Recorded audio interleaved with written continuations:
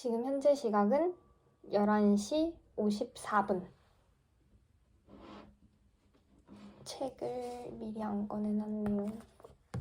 오늘은 새로운 구도를 시도를 해봐서 조금 느낌이 신나요. 암튼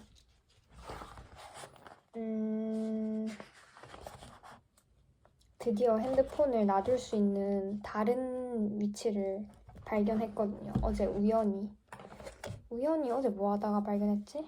암튼 우연히 핸드폰을 놔둘 수 있는 다른 곳을 발견을 해서 상당히 엄청난 진전입니다.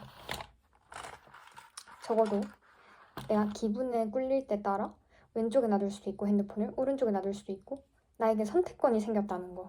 이것만큼 행복한 게 있을까요? 자, 드디어 오늘은 어제가 우리가 뭐 했지? 층서법을 했고요. 오늘은 상대 연대 결정법 중에서도 형식학적 변천 순서, 유물의 비교. 형식학적 변천 순서 막 하니까 되게 어려워 보이는데 사실 이게 간단히 말하면 그냥 형식, 형태. 우리가 morphology라고 영어로 더 어려운 단어가 있긴 한데 쉽게 말해서 그냥 유물을 그냥 겉에서 보고 비슷하게 생긴 애들끼리 같이 분류를 한다? 그게 정말 쉬운 말로 하면 그건 것 같아요. 굳이 이렇게 어렵게 했죠? 아무튼 가볼게요. 우리는 유물, 건물이나 인간이 만든 주변의 어떤 것을 보더라도 대부분 마음속으로 그것들을 대체적인 편년 순서로 배열할 수가 있다. 갑자기 뭔 소리입니까? 어떻게 하는데요? 어떤 항공기 기종은 다른 기종보다 오래되어 보이고 어떤 옷 한 벌은 그 다음 것보다 더 구식으로 보이거나 하는 것이다. 아, 이게 예시구나. 고고학자는 이런 능력을 상대 연대 결정에 어떻게 이용하는가?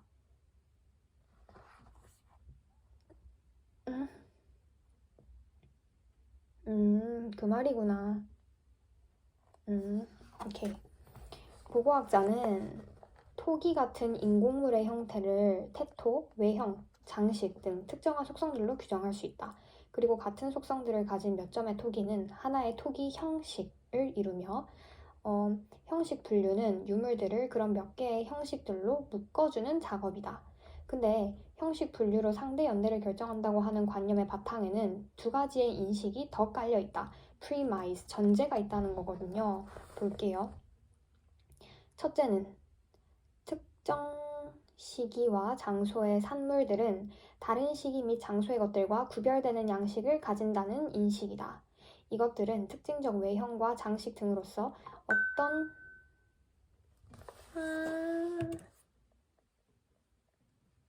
집중력이 깨졌어. 어디까지 했니? 아야, 어디까지 했냐고. 집중해. 자, 어쨌든 프리마이즈가 두 개가 있는데요. 첫 번째는 특정한 시기와 장소의 산물들은 다른 시기 및 장소의 것들과 구별되는 양식을 가진다는 인식. 이것들은 특징적 외형과 장식 등으로서 어떤 의미에서는 그것들을 만들어낸 사회를 특정 짓는다고도 할 수 있다. 그쵸? 고고학자나 인류학자는 개개 유물들을 흔히 그 양식으로서 인식하고 분류할 수 있으며 그래서 그것들을 어떤 형식학적 변천 순서 속의 특정 위치에 배당할 수 있다. 둘째는 유물 양식, 외형과 장식에서의 변화가 아주 점진적인, 즉 진화적인 수가 많다는 인식이다. 점진적이래요. 레디컬한 변화가 아니고 gradual한 그런 변화래요. 무슨 말인지 볼까? In fact, 사실 이 인식은 다윈의 종의 진화 이론에서 나온 것을 19세기 고고학자들이 받아들여 비슷한 것 끼리끼리라는 아주 편리한 원칙으로 적용한 것이다. 바꾸어 말하면 대략 같은 때에 만들어진 특정 유물들은 흔히 서로 닮은데 반해 여러 색이 떨어져 제작된 것들은 그 사이 일어난 변화의 결과로 서로 다르리라는 것이다. 예컨대 청동단검 이렇게 적어놨네요. 청동단검. 이게 무슨 말이냐면 저는 이거를 이해를 했거든요. 우리 청동단검도요. 단검이 말이야. 제가 한국사를 너무너무 사랑하거든요. 단검이 청동기가 있고 철기가 있는데요. 특히 청동기 때는 우리나라 청동 단검이 비파형 동검이었어요. 이 비파형 동검은 그 당시 중국에서 유행하는 단검 형태랑 굉장히 다른 우리 고조선의 독자적인 유물 형태를 굉장히 잘 보여주는 단검인데요. 진짜 비파처럼 이쁘게 생겼어. 색깔도 이쁘다. 이렇게 첼로처럼 생겼는데 그 연두색이 되게 예쁘거든요. 아무튼 청동 단검은 비파형 단검이었는데 철기로 넘어서면서 이제 그 단검의 그게 동이 아니고요.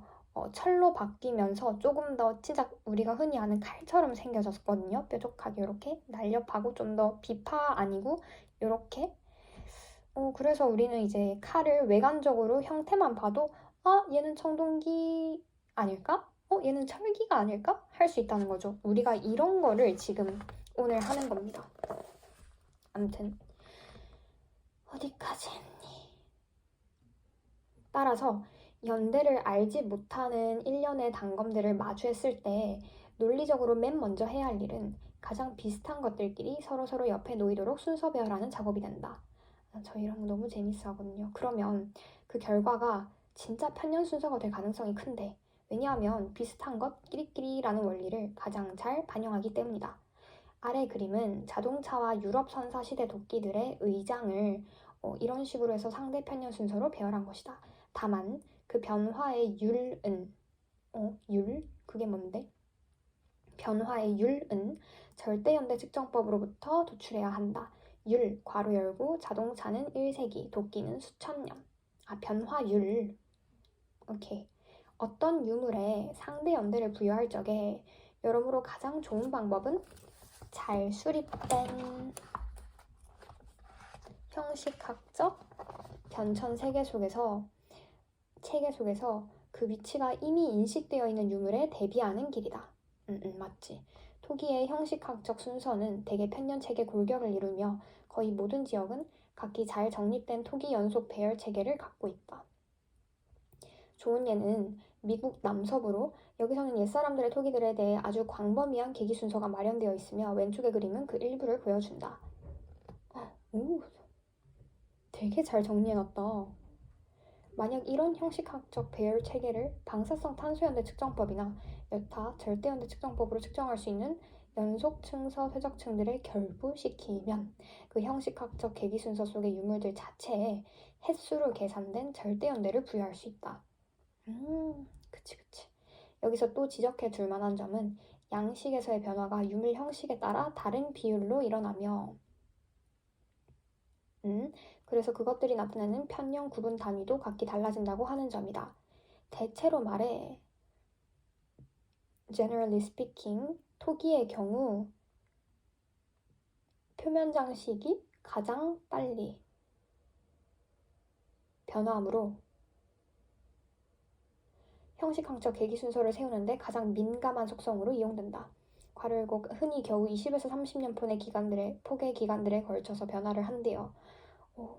반면 그릇이나 기타 용기의 외형은 물 저장용 등 실제적 요건의 영향을 가장 크게 받을 수 있기에 수백 년이 흘러도 변할 이유가 없다. 그쵸?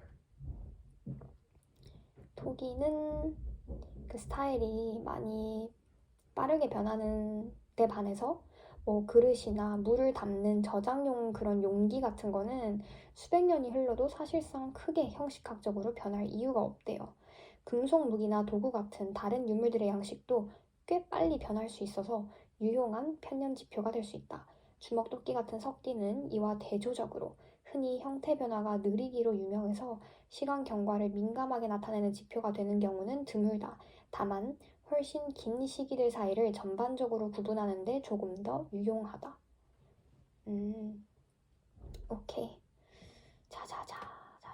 왼쪽에 미국 남서부에서 출토된 호호캄 이름 왜 이렇게 귀여워?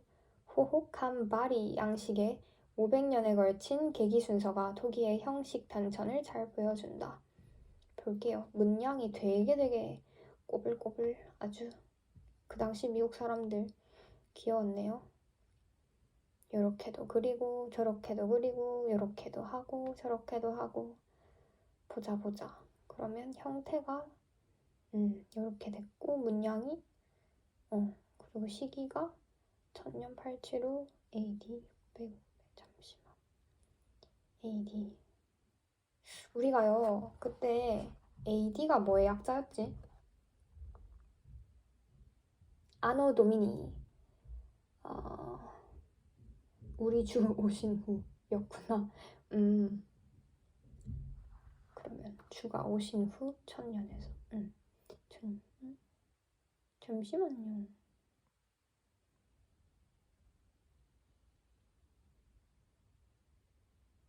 문양이 점점 미국에서는 간단해졌네요. 옛날에는 되게 열심히 했는데 점점점 현대로 가까이 올수록 귀찮았나? 문양이 점점 간소화가 되네. 그리고 이거 의장의 점진적 변화는 자동차의 역사와 유럽 선사시대 도끼의 역사에서 명백하게 드러난다. 아래는 돌, 나머지는 청동. 잠시만요. 이른 돌 청동. 얌. 마차도 이렇게 변했고요. 근데 제가 여기 외국에 그 단검들 형태론적 그 계기 순서 변화를 수업 시간 때도 보고 지금도 또 이렇게 보는데요.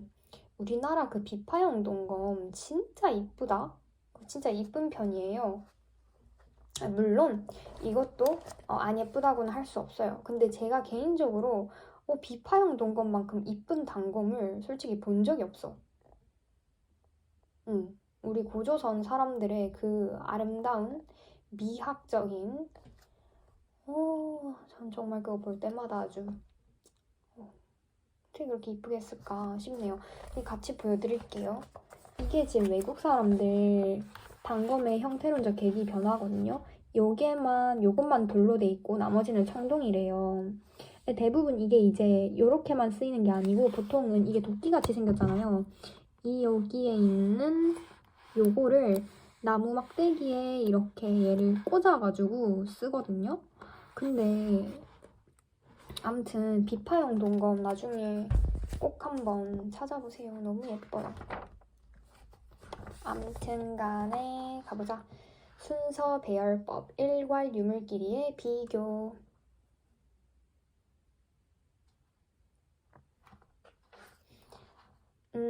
비슷한 것 끼리끼리라는 원리의 통찰력은 그간 더욱 발전을 거듭해서 물건 각각의 형태가 아니라 발견물들의 공반 관계를 따지게 되었다. 우리는 이 순서 배열 기법으로서 유물 복합체들을 계기 순서 혹은 연속 순서로 배열할 수 있는데 그러면 이는 시간상의 배열, 즉 상대 편연을 나타낸다고 본다. 이 기법은 그간 두 가지 형태로 적용되었는데 하나는 연속 순서 배열법이고 다른 하나는 빈도 순서 배열법이다. 어머, 두 가지가 있나 봐.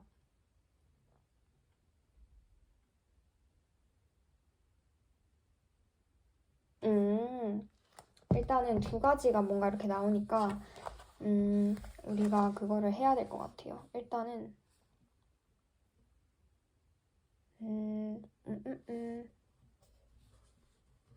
순서 배열 기법. 왜 이렇게 연해? 순서 배열 기법에 크게 두 가지가 있는데 하나가 연속, 다른 하나가 빈도 순서 배열법이다. 그래서 쟤는 넘버링을 1번, 2번 가보자. 이집트 고고학의 대성구자 땡땡땡 경은 한 묘지의 무덤들을 배열하는데 각 무덤에 부장된 다양한 토기 형태들의 공방관계를 주도 면밀하게 체계적으로 비교하는 기법을 처음으로 개발한 이들 중 한 사람이었다. 19세기 말에 이루어진 그의 이런 선도적 연구는 반세기 뒤 미국 학자들이 이어받았는데 그들은 특정 토기 양식의 빈도가 한 한 취락의 연속 층위들에서 입증되듯 대개 양식 등장 시점에서는 적다가 유행을 하면서 서서히 증가해 정점에 도달한 후 쇠퇴하는 사실을 인식했다. 오케이. 이 현상을 그림으로 표현해보면 마치 전함을 위에서 본 것과 같은 형태라 해서 전함 곡선이라고 부른다. 그들은 이런 지견을 이용하여 한 지역의 여러 유적들에서 출토되었으되 각기 한정된 시기의 층서관계를 가진 토기 복합체들을 상호 비교함으로써 그 유적들을 편년 순서로 배열할 수 있었는데 그에서는 각 형식 토기의 빈도가 등장, 정점 도달, 쇠퇴라는 정형에 합치하도록 배열했다.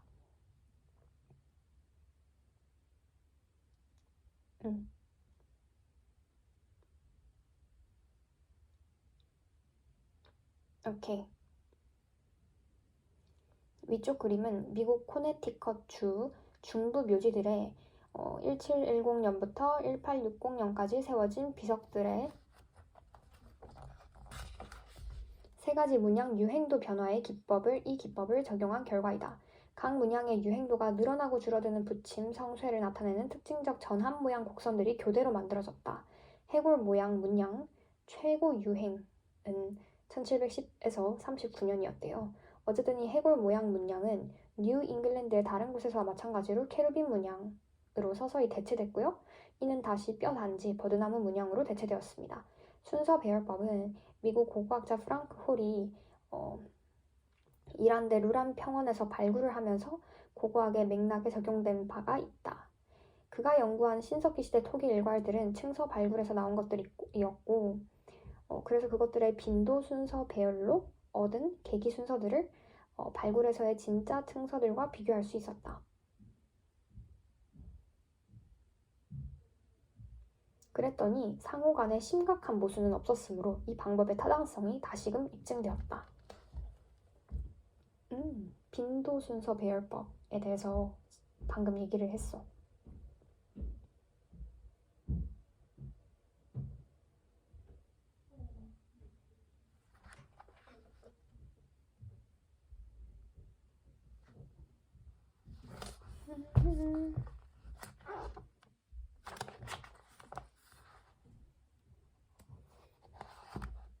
빈도 순서 배열법이란 미국 코네티컷주 중부 묘지들의 비석 문양 유행도 변화를 보여준대요. 왼쪽에. 즉 빈도 변화. 핵심 개념. 상대연대 결정법. 층서법이란 층위들이 연속적으로 쌓여 있을 때 맨 아래층이 가장 일고 꼭대기층은 가장 늦는 거. 공반이란 동일한 층위에서 발견된 물건들은 같은 때에 묻힌 것이라는 뜻이래요. 형식학적 변천 순서. 비슷한 특성을 가진 유물들은 같은 때에 만들어진 것이다. 비슷한 것 끼리끼리라는 원리. 그 다음 순서 배열은 유물 복합체들을 계기 순서대로 배열을 하면 상대 편년을 얻을 수 있다. 오케이. 그래서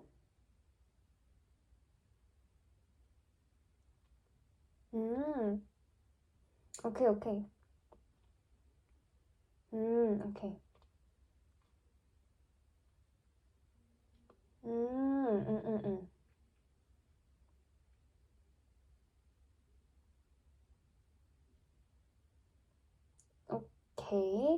자, 이 순서 배열 기법 있잖아요. 자, 정리를 좀 해볼게요. 형식학적으로 쉽게 말해서 겉모양, 외관을 보고요. 이렇게 상대 편년, 상대적인 어떤 그런 계기 순서로 유물들을 비교를 할 때요. 두 가지 방법이 있대요. 일단 그 순서 배열을 할 거 아니야. 그치? 유물들의 계기 순서를 이제 배열을 해가지고 볼 거 아니에요. 근데 그 배열 방법에 두 가지가 있다는 거죠. 하나는 연속 순서 배열법이고요. 두 번째는 빈도 순서 배열법이에요. 방금 너무 욕 같았는데 사실은 두 가지 손이 있었다는 거. 암튼 집중. 암튼 연속 순서 배열법과 빈도 순서 배열법이 있는데 그 각각을 그림으로 제가 보여드리면서 마무리를 하도록 할게요. 자, 일단은 요게 제가 봤을 때는 연속 순서 배열법이에요. 뭐 자세히는 안 보이겠지만 자세히 볼 필요가 없거든요. 그냥 그림만 보면 돼요. 이게 연속으로 이렇게 쭉 밑으로 해놨잖아요. 이게 가장 오래된 거고 이게 시간이 흐르면서 가장 이제 최근 것으로 바뀌는 연속적인 어떤 유물들의 배열 그 도표예요. 연속적으로 요 시대 다음에는 요런 문양의 요런 형태의 그릇을 많이 사용하더라. 그 다음에는 요런 모양의 요런 문양을 가지고 있더라. 그 다음에는 요렇더라, 요렇더라, 요렇더라. 주르륵 연속적으로 배열을 했어요. 그리고는 이제 비교를 하는 거죠. 그래서 만약에 이게 발굴이 됐네. 근데 얘가 생겨먹은 게 얘랑 비슷하네 하면은 이제 우리가 이거는 이 시대 거일 가능성이 높겠구나 라고 유추를 하는 거예요. 이게 이제 연속 순서 배열법이라면 그럼 빈도 순서 배열법은 무엇인가? 그거는 이제 여기 다음에 있는데요. 자, 이것도 마찬가지로 디테일하게 볼 필요 없고요. 어떤 이런 형태, 모양만 보시면 이해를 합니다. 빈도 순서 배열법은 말 그대로 우리가 물건을 사용할 때 처음에 출시가 되면은 그렇게 많이 사용은 하지 않잖아요. 보통 어떤 거든. 처음에 출시가 되고 그 다음에 엄청 많이 사용했던 때가 있고 그 다음에 쇠퇴하는 때가 있잖아요. 그 빈도, 그러니까 이 물건을 사용했던 그 빈도를 이렇게 순서 배열을 하는 거예요. 그러면은 이렇게 전합 모양으로 된대요. 이게 생겨먹은 게 위에서 보면은 요렇게 생긴 전합 모양으로 된다는 거죠. 그래서 이게 잠시만요.